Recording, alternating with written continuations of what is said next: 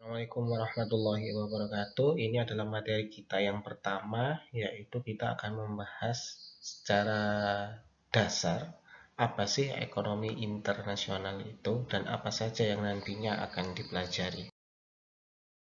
Pertama kita terkait apa itu ekonomi internasional.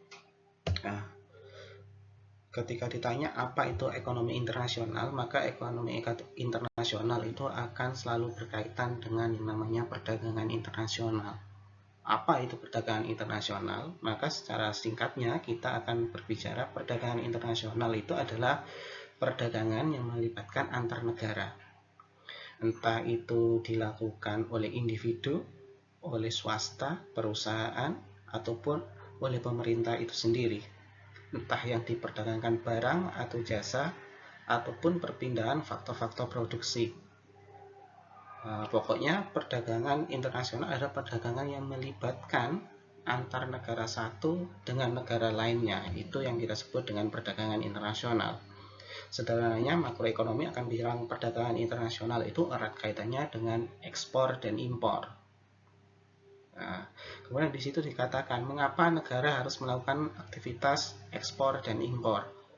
Aktivitas ekspor itu biasanya dilakukan atas beberapa alasan. Yang pertama adalah ekspor itu dilakukan ketika negara ingin mendapatkan devisa.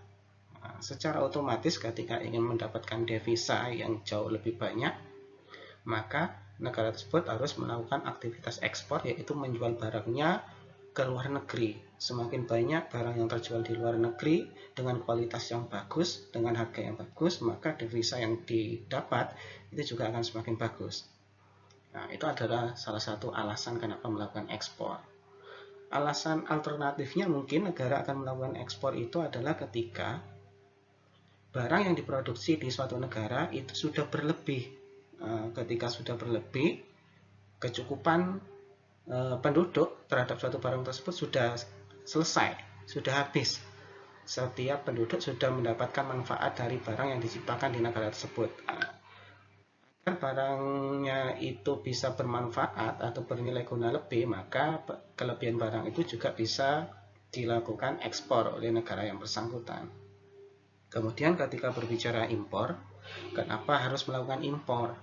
Nah, negara melakukan impor itu bila mana negara tersebut tidak mampu untuk menghasilkan barang yang diinginkan.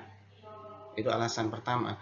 Alasan kedua adalah impor itu biasanya dilakukan ketika negara tersebut bisa menciptakan suatu barang yang dibutuhkan oleh rakyatnya, oleh negaranya, tetapi biaya produksinya jauh lebih mahal. Oleh sebab itu, impor harus dilakukan. Hanya saja ketika negara sering melakukan impor, maka resiko yang dihadapi adalah devisa yang dimiliki oleh negara yang bersangkutan itu akan berkurang. Bagaimana negara memiliki hubungan ekonomi luar negeri? Negara dikatakan memiliki hubungan luar negeri ketika mereka sudah melakukan aktivitas ekspor impor, itu sudah bisa kita katakan mereka memiliki aktivitas hubungan luar negeri, ekonomi luar negeri. Tentu saja biasanya hubungan ekonomi luar negeri ini dibarengi dengan aktivitas lainnya. Jadi negara itu berhubungan dengan negara lainnya biasanya tidak hanya sebatas oleh ekonomi saja, tapi bisa juga politik dan segala macamnya. Kemudian mengapa negara tidak memproduksi barang atau jasa? Seperti yang dijelaskan di awal, ketika negara tersebut memutuskan untuk memproduksi barang atau jasanya sendiri, maka harus dipastikan biaya produksinya harus murah dan efisien. Ketika dikatakan negara tersebut bisa memproduksi tapi tidak murah dan tidak efisien, malah biayanya itu semakin banyak, maka diputuskan lebih baik mengambil atau membeli barang dari luar negeri, atau kita istilahkan sebagai impor.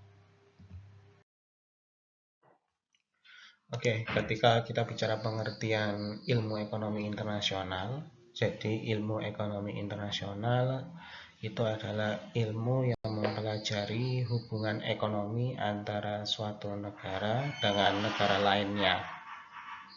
Bagaimana hubungan ekonomi ini tentu saja ada imbal baliknya.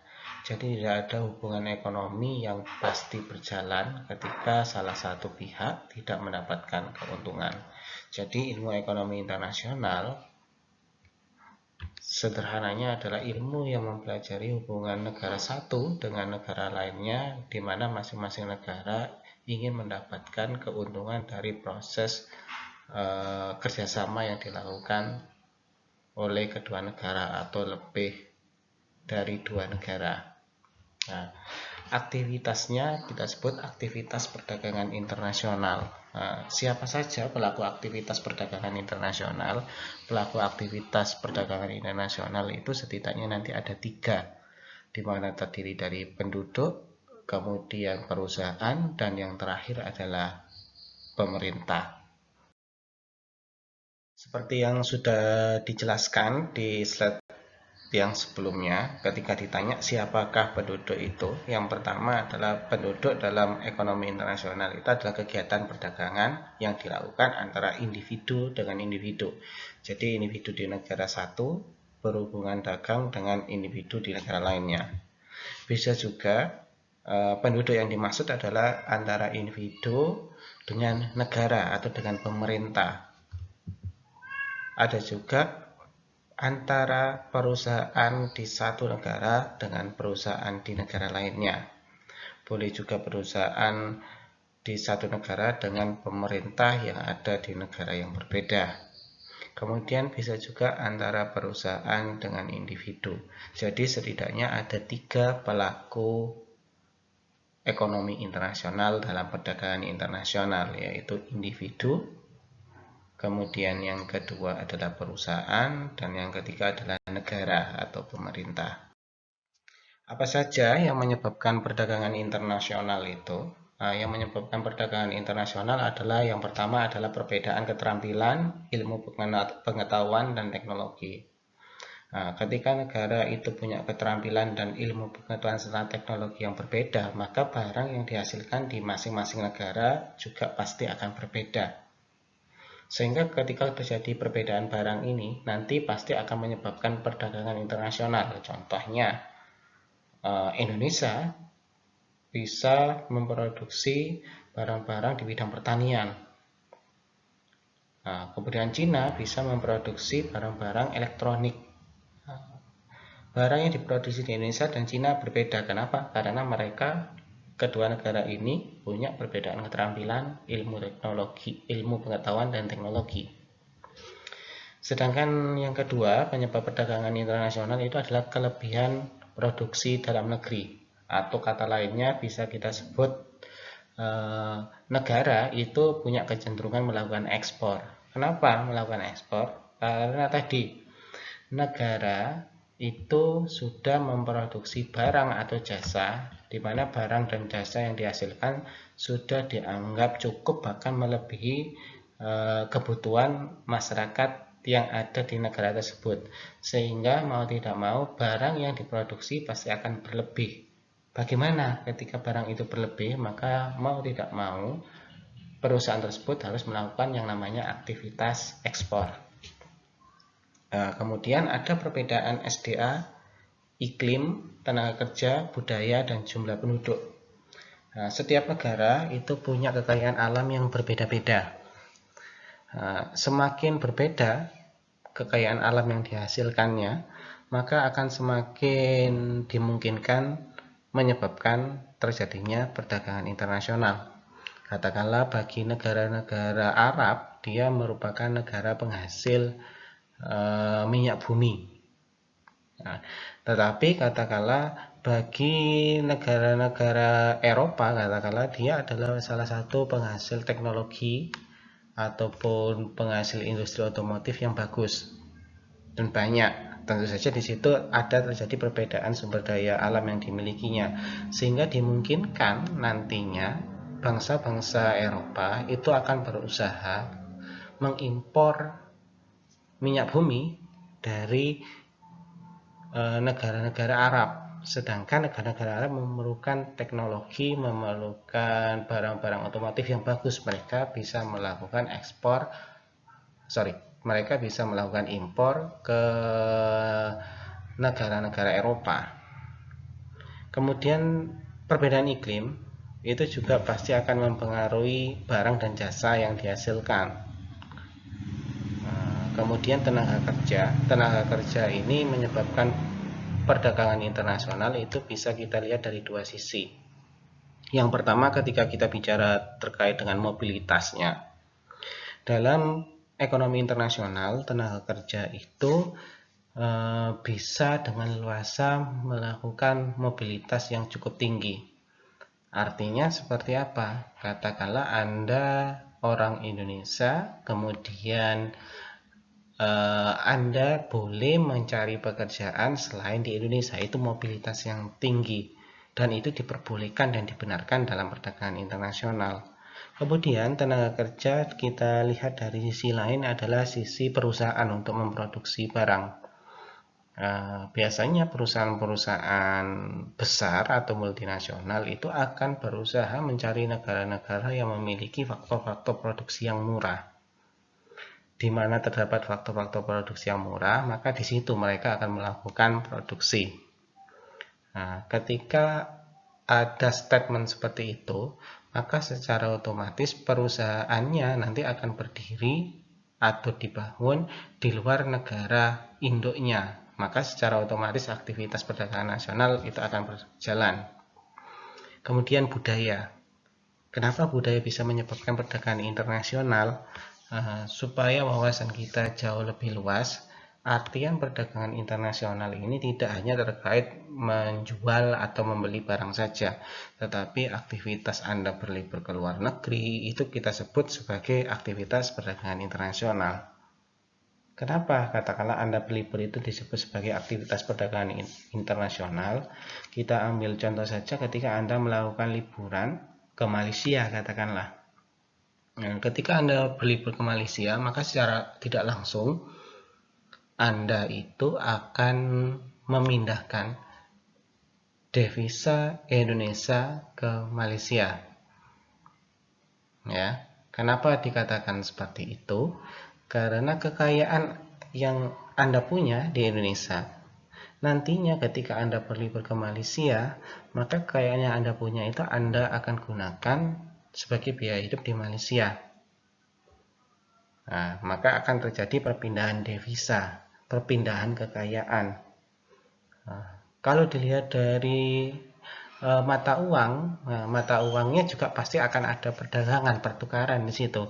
Ketika Anda biasa hidup di Indonesia, Anda menggunakan mata uang rupiah, tetapi ketika Anda berlibur ke Malaysia, maka secara otomatis Anda tidak akan menggunakan mata uang rupiah lagi, tetapi menggunakan mata uang ringgit, katakanlah seperti itu.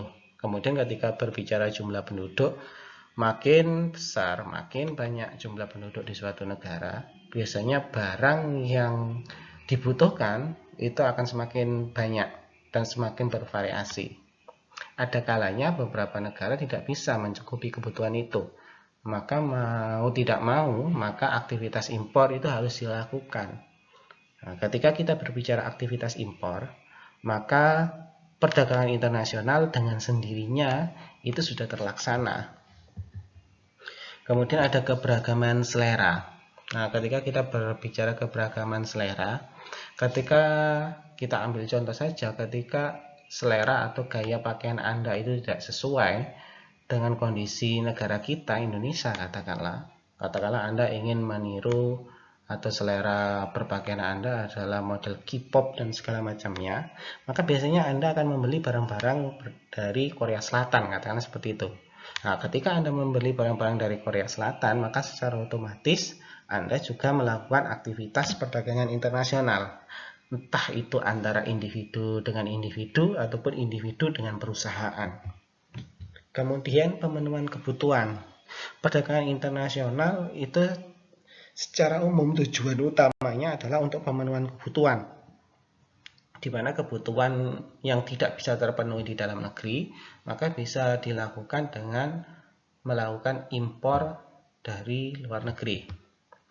Kemudian untuk memperoleh keuntungan, penyebab perdagangan internasional adalah memperoleh keuntungan. Maksudnya seperti apa? Ini ketika kita lihat dari sudut pandang produksi. Kemudian kita lihat dari sudut pandang perusahaan. Nah, jika Anda memiliki perusahaan, jelas tujuan utamanya adalah profit oriented. Bagaimana cara meningkatkan profit yang semakin besar, semakin banyak? Maka mau tidak mau, selain memenuhi kebutuhan pasar dalam negeri, maka Anda juga harus bisa memasarkan produk Anda go internasional. Ketika Anda berhasil memasarkan produk Anda ke luar negeri, maka secara otomatis Anda juga melakukan yang namanya perdagangan internasional, membuka kerjasama. Nah, perdagangan internasional itu erat kaitannya dengan kegiatan ekonomi. Tapi semakin berkembangnya waktu, ternyata perdagangan internasional itu selain membuka keran-keran ekonomi antar masing-masing negara, tetapi juga bisa meningkatkan iklim kerjasama yang lainnya, katakanlah kerjasama di bidang politik, olahraga, dan sebagainya. Oke, sekarang kita akan bahas apa sih perbedaan perdagangan internasional dengan domestik. Nah, di tabel ini akan disajikan perbedaan mendasar antara perdagangan domestik dengan perdagangan internasional. Nah, ketika dilihat dari model distribusinya, perdagangan domestik itu biasanya punya kecenderungan langsung. Jadi antara produsen dan konsumen. Nah, tetapi ketika kita bicara perdagangan internasional, maka ada lembaga perantaranya. Jadi, contohnya seperti apa? Ketika Anda melakukan kegiatan ekspor, ya, maka Anda perlu lembaga perantaranya. Katakanlah Anda melakukan kegiatan ekspor atau impor, Anda katakan melakukan kegiatan impor, Anda membeli barang dari Inggris. Secara otomatis Anda tidak akan datang langsung ke negara Inggris. Akan tetapi, biasanya Anda lewat beberapa jasa. Salah satunya adalah jasa perbankan. Jasa perbankannya adalah ketika Anda membeli barang di Inggris, secara otomatis Anda harus membayar barang tersebut. Nah, bagaimana caranya? Biasanya Anda menggunakan lembaga perbankan untuk melakukan aktivitas pembayarannya. Sedangkan untuk mengirim barangnya supaya bisa sampai ke tangan Anda, maka Anda perlu jasa pengangkutan. Artinya tidak Anda ambil sendiri ke Inggris seperti itu. Jadi ketika kita bicara perdagangan internasional, kita lihat dari sisi distribusinya, perdagangan internasional itu pasti ada perantaranya. Kemudian ketika dilihat dari partisipan, kalau domestik sudah pasti jelas bahwa yang dilakukan atau yang melakukan perdagangan itu hanya terdiri dari satu negara. Tapi kalau perdagangan internasional itu minimal dilakukan oleh dua negara. Kemudian ketika kita bicara terkait kompetisinya, perdagangan internasional itu jauh lebih ketat daripada perdagangan domestik. Perdagangan internasional itu bisa kita katakan kegiatan ekspor impornya sangat ketat, persaingan barang antara negara satu dengan negara lainnya. Itu ketika kita lihat dari segi kompetisinya. Kemudian ketika kita lihat dari peraturannya, nah, karena perdagangan domestik hanya dilakukan antar wilayah atau antar pulau dalam satu negara, maka yang digunakan adalah undang-undang yang berlaku di negara tersebut. Akan tetapi, ketika kita bicara perdagangan internasional, maka ada beberapa undang-undang yang harus ditaati. Tergantung dari mana saja Anda melakukan aktivitas perdagangan.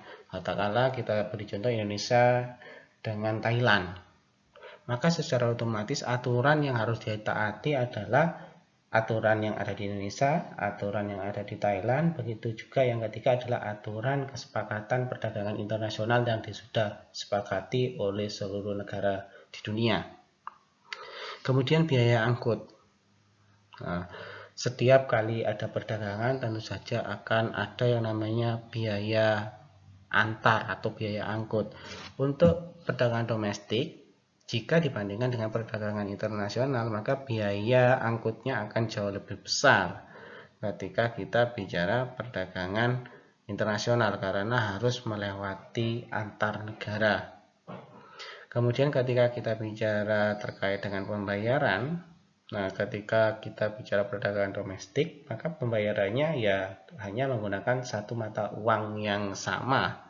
Tetapi kalau perdagangan internasional, pembayaran internasional bisa dilakukan menggunakan beberapa alternatif mata uang sesuai dengan kesepakatan bersama. Kemudian barang dan jasa, ketika kita bicara terkait barang dan jasanya, perdagangan internasional itu standar barangnya harus sesuai dengan standar internasional yang sudah ditetapkan oleh beberapa negara. Tapi kalau perdagangan domestik, standarnya ya standar nasional saja yang ditetapkan di negara yang bersangkutan. Kemudian apa saja hambatan perdagangan internasional? Hambatan perdagangan internasional secara garis besarnya akan dibagi menjadi 3. Yang pertama adalah kebijakan ekonomi setiap negara. Hambatan perdagangan internasional itu biasanya akan terhambat ketika kebijakan ekonomi di masing-masing negara berbeda ketika melakukan aktivitas perdagangan seperti ekspor impor. Contoh kebijakan yang berbeda seperti apa? Katakanlah terkait jumlah impor. Tidak semua negara itu membebaskan aktivitas impor ataupun ekspor. Ada beberapa barang yang tidak boleh diekspor dan ada beberapa barang yang tidak boleh diimpor. Ketika ada pembatasan-pembatasan seperti itu, maka secara otomatis kegiatan perdagangan internasional tidak akan berjalan dengan lancar. Kemudian perdagangan internasional itu pasti ada biaya yang ditanggung, di mana biaya yang ditanggung itu cukup tinggi, karena berbeda dengan biaya yang akan ditanggung ketika Anda melakukan perdagangan domestik. Terkait dengan biaya ini kita sudah bahas tadi di tabel tadi. Kemudian terkait dengan perizinan. Ketika berbicara perizinan, ada beberapa barang yang memang tidak diizinkan untuk masuk di beberapa negara. Sedangkan negara lainnya katakanlah boleh memasukkan barang yang bersangkutan. Hal-hal yang demikian terkait perizinan ini biasanya akan menghambat proses perdagangan internasional. Kemudian ada keamanan negara importir. Keamanan negara itu juga menjadi salah satu hambatan perdagangan internasional. Sebenarnya baik dilihat dari impor ataupun ekspor. Ketika kita melakukan kegiatan perdagangan internasional dengan negara-negara yang berkonflik, tentu itu akan menjadi permasalahan, di mana baik importir ataupun eksportir akan takut yang pertama tentang keamanan barang atau jasa yang dikirimnya. Kemudian yang kedua adalah tentang proses pembayarannya. Jadi keamanan ini memegang peranan penting dalam perdagangan internasional. Semakin tidak aman suatu negara, maka perdagangan internasional akan semakin terhambat. Dan yang ketiga adalah fluktuasi kurs atau nilai tukar. Adanya mata uang yang berbeda di masing-masing negara itu menyebabkan hambatan perdagangan internasional, karena dengan mata uang yang berbeda dengan nilai yang berbeda tentu akan menimbulkan biaya yang berbeda pula. Untuk permasalahan ketiga, katakanlah Eropa itu sudah menyiasati dengan mata uang euro. Mata uang euro itu menyiasati fluktuasi kurs atau nilai tukar, karena bangsa-bangsa yang terdapat di Eropa itu secara sepakat menggunakan euro sebagai mata uang tunggal untuk aktivitas perdagangan internasional, sehingga tidak akan ada lagi pertukaran mata uang, karena semuanya bersepakat menggunakan euro. Itu untuk kasus di negara-negara Eropa. Selanjutnya kita akan bahas apa saja dampak positif dari perdagangan internasional. Dampak positif dari perdagangan internasional yang pertama adalah menambah kemakmuran negara. Kenapa negara bisa makmur dengan adanya perdagangan internasional? Ada berbagai macam aspek yang menyebabkan negara makmur ketika melakukan perdagangan internasional. Yang pertama adalah dengan adanya perdagangan internasional, maka kebutuhan yang sifatnya mendesak dan tidak bisa dipenuhi oleh negara bisa dipenuhi dengan melakukan aktivitas perdagangan internasional melalui impor barang ataupun jasa. Kemudian perdagangan internasional itu juga akan menambah kesempatan kerja. Hari ini bisa dijelaskan mengingat dengan adanya perdagangan internasional, maka masing-masing perusahaan yang nantinya memang konsen terhadap aktivitas ekspor impor, maka akan menambah jumlah barang yang akan dihasilkan. Ketika menambah jumlah barang yang akan dihasilkan, maka secara otomatis juga pastinya nanti akan menambah faktor tenaga kerja, sehingga secara otomatis ketika tenaga kerja ditambah, maka juga akan membuka peluang atau menambah kesempatan kerja, baik kesempatan kerja bagi warga domestik ataupun warga negara asing. Kemudian dengan adanya perdagangan internasional memungkinkan konsumsi dalam skala yang jauh lebih luas. Konsumen akan jauh lebih banyak memiliki pilihan barang yang ingin dikonsumsinya ketika negaranya itu bersepakat untuk melakukan aktivitas perdagangan nasional. Jadi konsumen tidak hanya bisa menikmati barang dalam negeri, tetapi konsumen juga bisa menikmati barang luar negeri. Dan tentu saja dengan adanya perdagangan internasional, maka devisa negara akan bertambah jika ekspor lebih besar daripada impor. Tetapi jika nantinya impornya yang jauh lebih besar daripada ekspor, maka secara otomatis devisa yang ada di negara tersebut akan berkurang.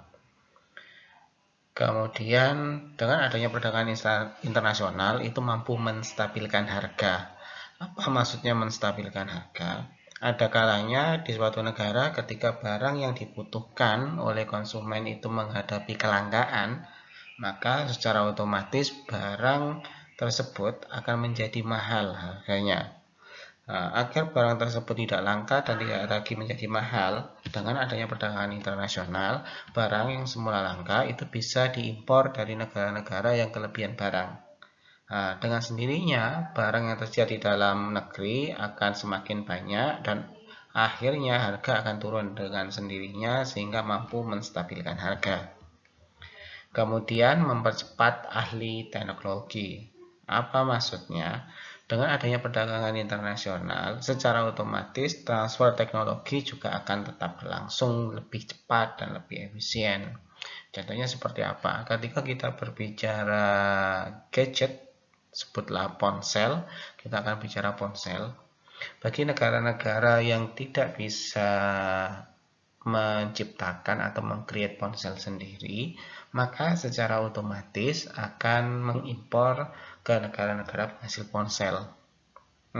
Ketika ponsel itu mereka impor, maka secara tidak langsung teknologi yang ada dalam ponsel tersebut akan lebih cepat atau ditransfer lebih cepat kepada negara yang belum memiliki ponsel tersebut.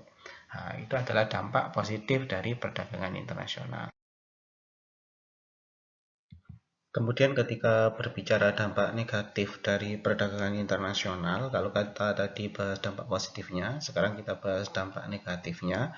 Dampak negatif dari perdagangan internasional adalah biasanya produk dalam negeri itu akan menurun jika kalah bersaing dengan produk-produk luar negeri. Jadi ketika perdagangan internasional itu terjadi, bagi barang-barang ataupun jasa-jasa yang diproduksi di luar negeri, di mana yang biasanya kualitas barangnya itu kalah dengan barang-barang impor ataupun barang dalam negeri itu jauh lebih mahal biasanya dari barang-barang impor, maka secara otomatis barang yang ada di dalam negeri itu pasti akan menurun. Awalnya menurun dari segi permintaannya, lama-lama kelamaan maka produksinya juga akan mengalami penurunan. Dengan adanya perdagangan internasional, banyak negara maju itu akan semakin dikdaya karena mereka punya banyak modal sehingga mampu menciptakan barang dan jasa yang jauh lebih berkualitas dengan harga yang minimal. Sedangkan negara-negara berkembang dan negara-negara miskin karena kekurangan modal dan kurangnya SDM serta teknologi akan lebih banyak menggantungkan terkait barang-barangnya kepada negara-negara maju. Nah, yang lebih parah lagi adalah ketika kita berbicara perusahaan-perusahaan domestik, terutama usaha-usaha kecil, pasti banyak yang gulung tikar ketika kalah bersaing dengan perusahaan-perusahaan multinasional ataupun perusahaan-perusahaan besar dari asing. Nah, hal-hal seperti banyaknya UKM ataupun industri kecil yang gulung tikar, saya rasa fenomena ini juga terjadi di negara kita, Indonesia. Kemudian ada persaingan tidak sehat dalam perdagangan internasional. Itu sudah jelas karena biasanya aktivitas perdagangan nasional itu selain dilakukan karena masing-masing negara saling membutuhkan, biasanya perdagangan internasional itu bisa saja terjadi karena salah satunya adalah untuk mempererat kekuatan politik, kekuatan militer, kemudian hubungan diplomatik antar negara seperti itu, sehingga tujuan awal perdagangan internasional di mana mempermudah aktivitas ekspor impor itu lama kelamaan akan terkikis lewat persaingan-persaingan yang tidak sehat. Kemudian adanya perubahan pola konsumtif di negara miskin dan berkembang yang biasanya meniru gaya di negara maju. Nah, hal ini yang terakhir, poin terakhir itu sepertinya sudah dirasakan oleh bangsa Indonesia, di mana bangsa Indonesia itu adalah negara berkembang, tetapi pola konsumsi, gaya hidupnya mulai berkiblat kepada negara-negara maju. Nah, apakah itu diperbolehkan? Sebetulnya diperbolehkan ketika gaya hidupnya itu meniru negara maju, asalkan pendapatan mereka juga mengikuti pola hidup mereka. Nah, permasalahan di Indonesia itu banyak sekali masyarakat yang berusaha meniru gaya konsumsi di negara maju tetapi tidak didukung dengan pendapatan yang mumpuni. Itu akan menjadi permasalahan tersendiri nantinya. Nah, salah satu contohnya adalah ketika ingin meniru gaya hidup di negara-negara maju dengan katakanlah budget yang cukup mahal, tetapi pendapatan yang dimiliki itu tidak cukup, maka salah satunya adalah dengan menggunakan kredit. Nah, ketika sudah mendapatkan kredit dan yang menjadi permasalahannya adalah ketika yang bersangkutan tidak bisa melunasi kredit yang sudah diajukan, itu akan menjadi dampak negatif nantinya. Kemudian alat pembayaran apa yang digunakan dalam transaksi di perdagangan internasional? Alat pembayaran yang digunakan pertama adalah devisa, kedua adalah valuta asing. Nah, yang dikatakan devisa itu yang seperti apa? Jadi yang dikatakan devisa adalah semua barang yang dapat digunakan dan diterima di dunia internasional sebagai alat pembayaran. Jadi yang dikatakan alat pembayaran yang berupa devisa, alat pembayaran tidak hanya berupa uang saja. Jadi termasuk emas, barang-barang atau aset berharga milik negara yang sekiranya nanti bisa digunakan sebagai alat pembayaran, maka itu sudah bisa disebut sebagai devisa atau alat pembayaran dalam perdagangan internasional. Kemudian ketika kita berbicara valuta asing, berarti alat pembayarannya adalah berupa mata uang yang tentunya sudah disepakati oleh kedua belah pihak untuk dipakai sebagai alat pembayaran yang sah. Jadi alat pembayarannya ada model 2, devisa dan valuta asing. Kalau devisa itu pokoknya semua barang ataupun aset berharga milik suatu negara ataupun milik suatu perusahaan dan bahkan milik personal yang bisa digunakan sebagai alat media pembayaran. Sedangkan kalau valuta asing adalah alat pembayaran yang biasanya berupa uang, di mana uangnya itu sudah ditentukan menggunakan dolar kah, menggunakan yen kah, menggunakan euro kah, ataupun menggunakan mata uang masing-masing negara yang sedang melakukan kegiatan perdagangan internasional. Ketika kita bicara perdagangan internasional, maka secara otomatis kita akan berbicara terkait ekspor dan impor. Nah, ketika berbicara apa saja sih yang mempengaruhi ekspor itu, kapan ekspor bisa naik, kapan ekspor bisa turun, ada beberapa hal yang dianggap mendasar yang mempengaruhi ekspor. Yang pertama adalah kebijakan pemerintah. Semakin longgarnya pemerintah memberi keleluasaan suatu perusahaan atau perseorangan untuk melakukan ekspor, maka secara otomatis ekspor suatu negara pasti akan meningkat. Akan tetapi ketika negara mulai mengekang, mulai membatasi aktivitas ekspor, maka secara otomatis ekspor yang dilakukan baik oleh personal ataupun oleh perusahaan pasti akan menurun. Kemudian keadaan pasar di luar negeri. Kegiatan ekspor pasti akan terhambat, katakanlah jika partner perdagangannya itu di luar negeri sedang mengalami permasalahan, katakanlah perang atau konflik. Tentu saja keadaan-keadaan seperti itu akan menghambat keadaan pasar di luar negeri dan mempengaruhi kondisi ekspor yang akan dilakukan. Semakin kondusif keadaan pasar di luar negeri, maka ekspor akan semakin meningkat, tapi semakin kurang kondusifnya keadaan pasar di luar negeri, maka ekspor akan semakin menurun. Kemudian yang terakhir yang mendasari faktor-faktor yang mempengaruhi ekspor adalah kejelian eksportir dalam memanfaatkan peluang pasar. Sebagai eksportir atau sebagai produsen, supaya barangnya bisa laku, mereka harus tahu dan pandai memanfaatkan peluang pasar dunia internasional. Ketika mereka tidak tahu informasi terkait pasarnya atau kita sebut asimetri informasi, kemudian tidak tahu trennya di dunia internasional, maka secara otomatis sebagus apapun barang yang mereka miliki itu tidak akan meningkatkan ekspor dari suatu negara. Sedangkan sekarang kunci pokok untuk meningkatkan ekspor adalah kebijakan pemerintah itu sendiri.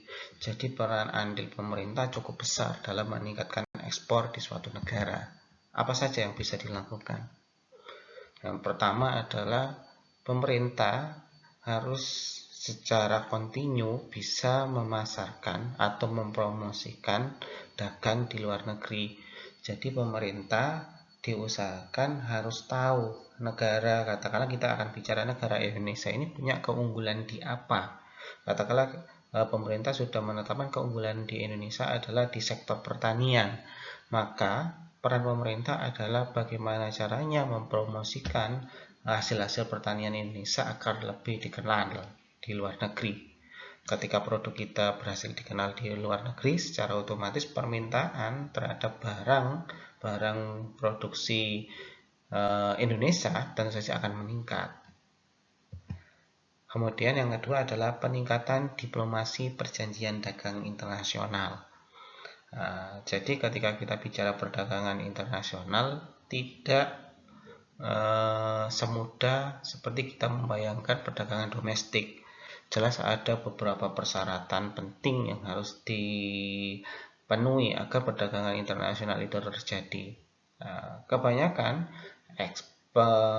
ekspor atau eksportir itu kurang jeli dalam hal-hal perjanjian dagang internasional. Maka tugas dari pemerintah adalah bagaimana caranya pemerintah memberikan pemahaman kedua belah sisi. Yang pertama dari pihak eksportir terkait pemahaman perjanjian dagang internasional, dan yang kedua, di sisi yang kedua adalah antar negara, di mana diplomasinya harus dibuat semudah mungkin, secair mungkin, sehingga perdagangan internasional bisa dilaksanakan.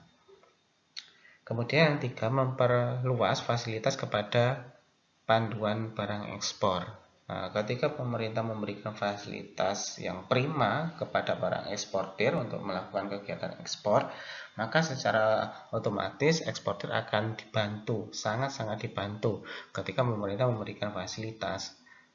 Agak sedikit berbeda ketika pemerintah enggan untuk memberikan fasilitas ekspor seperti kemudahan kredit, kemudahan pengurusan birokrasi, itu akan begitu direspon positif oleh para eksportir, sehingga eksportir pasti akan meningkatkan barang-barangnya untuk diekspor keluar. Tetapi kalau pemerintah kurang memberikan fasilitas, maka biasanya eksportir pun agak enggan untuk meningkatkan kualitas ekspornya. Kemudian ada diversifikasi barang ekspor. Nah, apa maksudnya diversifikasi barang ekspor?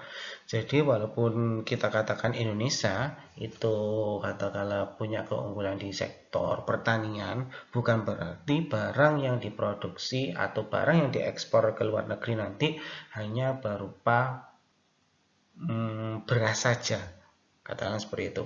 Tapi pemerintah bersama dengan eksportir harus mampu diversifikasi produknya. Katakanlah tidak hanya beras, katakanlah beras itu nanti diolah menjadi bahan apalagi, sehingga ada diversifikasi, ada turunan barangnya, sehingga pasar ekspor Indonesia itu tidak mengalami kejenuhan.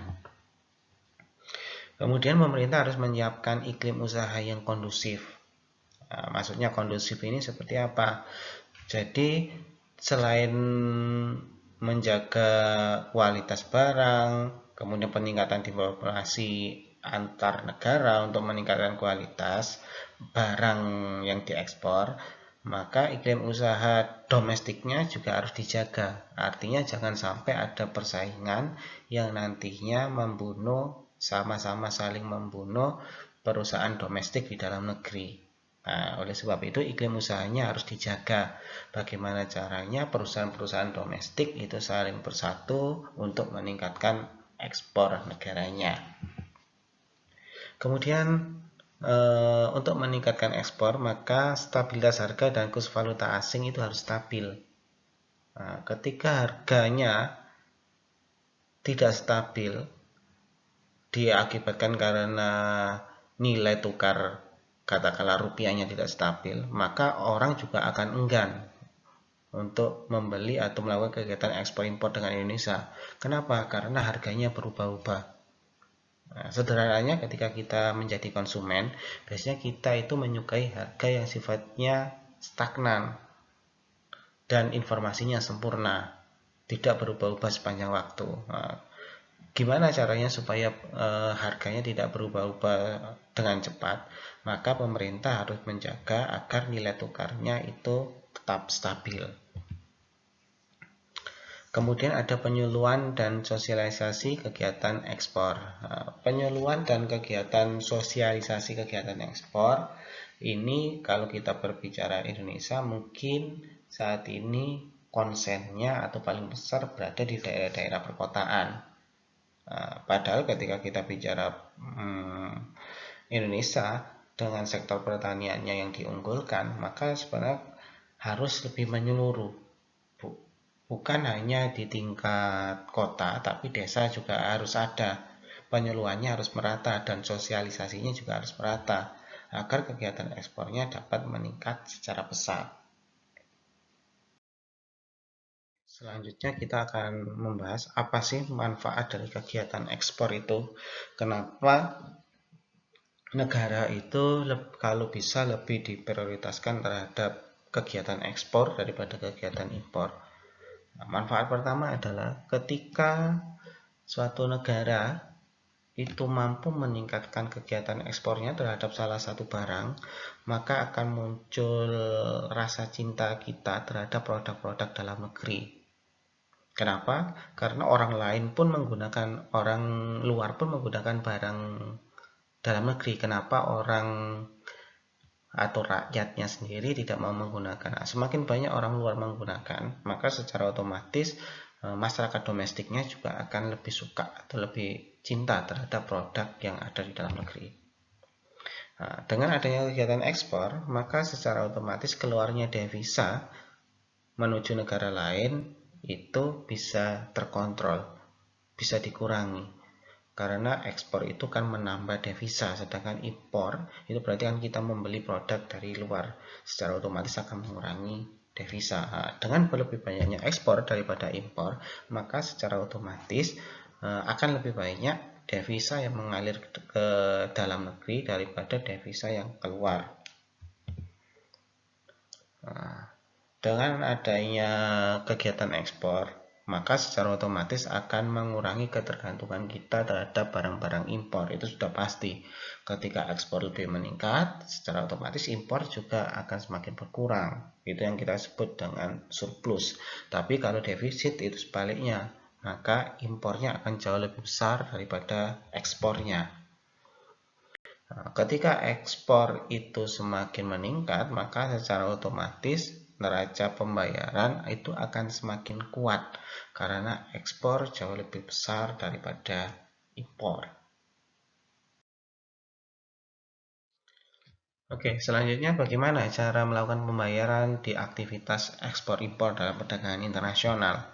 Ada beberapa cara yang dilakukan. Yang pertama adalah dengan cara tunai, kemudian open account, ada wesel inkasso, konsinyasi, sampai kepada LC.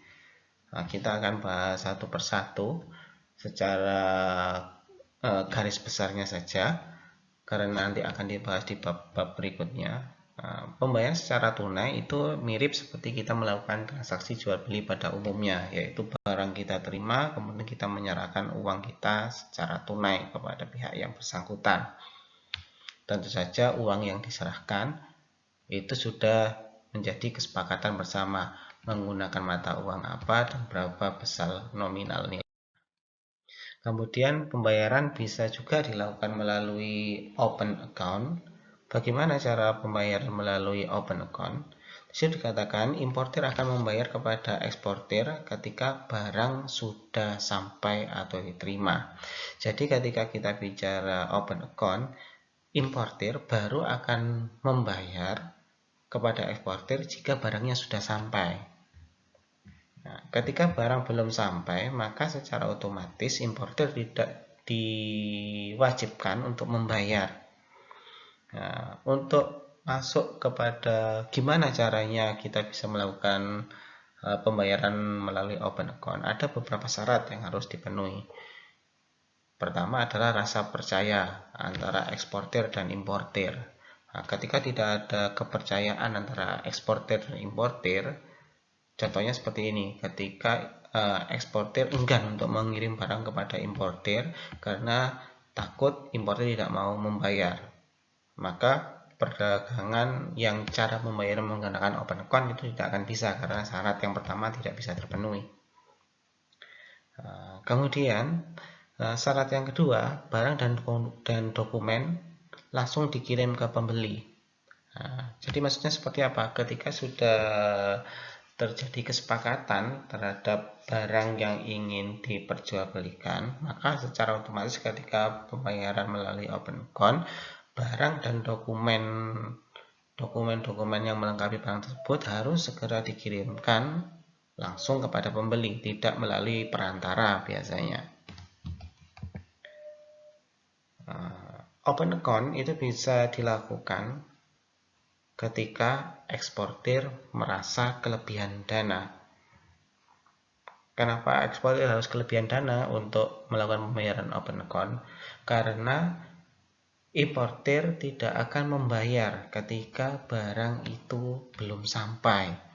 Nah, ketika hal itu terjadi, maka secara otomatis eksportir harus punya dana yang berlebih untuk melakukan transaksi-transaksi ekspor kepada konsumen lainnya, karena barang yang dikirim tidak langsung dibayarkan oleh importir. Kemudian syarat yang keempat, eksportir yakin tidak ada peraturan negara importir yang melarang transfer pembayaran. Jadi eksportir juga harus tahu peraturan terkait aturan pembayaran di negara importir. Ketika di negara importir melarang untuk transfer pembayaran, maka eksportir tidak akan mendapatkan uang yang seharusnya didapat nantinya. Jadi di pembayaran open account ini peraturannya harus sangat-sangat dipahami oleh eksportir maupun importir. Kemudian apa resikonya open account? Resiko open account adalah resiko yang paling dialami dan paling banyak dirasakan oleh eksportir adalah risiko gagal bayar. Jadi banyak importir yang akhirnya barangnya sudah diterima tapi tidak dibayar. Itu adalah menjadi masalah ketika kita menggunakan sistem pembayaran risiko open account. Karena ini hubungannya langsung antara eksportir dan importir, maka tidak ada kepastian pembayaran dari importir. Kenapa dikatakan tidak ada kepastian? Importir akan membayar ketika barangnya sudah sampai. Ketika barangnya tidak sampai, maka secara otomatis eksportir tidak akan mendapatkan uang dari importir, sehingga ketidakpastiannya akan sangat tinggi. Penyelesaian masalah pembayaran akan menambah biaya eksportir. Nah, katakanlah ketika importir tidak mau membayar kepada eksportir, kemudian eksportir ingin menuntut, nah, maka akan muncul biaya-biaya baru. Nah, ketika muncul biaya-biaya baru, itu nantinya yang akan memberatkan eksportir. Jadi eksportir harus menanggung biaya-biaya untuk mengurus segala macamnya agar importir mau membayar. Itu adalah open account. Sedangkan pembayaran yang kedua itu adalah model pembayaran wesel inkaso. Nah, wesel inkaso ini seperti apa? Yaitu eksportir memiliki hak pengawasan barang sampai wesel dibayar eksportir. Nah, jadi gimana maksudnya? Ya, jadi ada jenis wesel inkaso. Wesel inkaso itu ada dokumen against payment, yaitu penyerahan dokumen kepada importir dilakukan apabila importir telah membayar. Jadi modelnya seperti apa? Barangnya itu oleh eksportir akan dikirimkan kepada importir, tapi untuk dokumen-dokumennya akan ditahan sampai importir melunasi biaya pembelian barangnya. Berbeda sama jenis pembayaran yang pertama tadi, barang dan dokumen langsung dikirimkan. Nah, tapi kalau di sini barangnya silakan dikirim, tapi untuk dokumen-dokumennya itu akan ditahan sampai importir melakukan pembayaran. Kemudian ada dokumen against acceptance. Penyerahan dokumen kepada importir dilakukan apabila importir telah mengaccept weselnya. Nah, itu ada dua jenis pembayaran akan dilakukan. Kemudian pembayaran perdagangan internasional bisa dilakukan secara konsinyasi, yaitu sistem pengiriman barang-barang ekspor pada importir di luar negeri, di mana barang-barang tersebut dikirim oleh eksportir sebagai titipan, kemudian dijual oleh importir dengan harga yang telah ditetapkan oleh eksportir, serta barang-barang yang tidak terjual nanti akan dikembalikan kepada eksportir. Jadi konsinyasi ini sama persis poinnya seperti Anda menitipkan barang di toko, katakanlah seperti itu. Anda katakanlah memproduksi barang, katakanlah sebut saja Anda memproduksi makanan, Anda memproduksi kue donat itu Anda titipkan ke toko, kemudian toko nanti yang akan menjual kue donat Anda, kemudian ketika ada sisa kue donat yang tidak laku, maka nanti akan dikembalikan ke Anda. Model konsinyasi di perdagangan internasional itu sama seperti yang kita contohkan tadi. Jadi si importir itu akan mendapatkan barang-barang dari eksportir, kemudian nanti importir menjual barangnya, kemudian ketika ada barang yang tidak laku maka akan dikembalikan lagi kepada eksportir. Kemudian apa risiko konsinyasinya? Karena merupakan barang yang sifatnya dititipkan, maka biasanya modal itu terlalu lama tertimbun pada barang yang diperdagangkan, karena modalnya tidak akan bisa diputar sebelum barang tersebut laku. Kemudian tidak ada kepastian eksportir akan menerima pembayaran. Eksportir tidak akan bisa memastikan, katakanlah sekarang barangnya dikirim, besok tiba-tiba dia mendapatkan pembayaran. Tidak bisa seperti itu. Nah, eksportir baru akan menerima pembayaran ketika importir menginfokan bahwa ada beberapa barang yang sudah laku. Kemudian, eksportir dapat menjadi korban dari kenakalan importir yang melaporkan barangnya tidak terjual, padahal sebenarnya barangnya itu terjual. Nah, bila importir tidak membayar dan tidak ada bukti untuk menuntut ke pengadilan. Nah, repotnya adalah ketika nanti barangnya tidak dilaporkan terjual dan si importir tidak mau membayar kepada eksportir, dan tidak ada bukti, maka eksportir tidak bisa menuntut keadilan.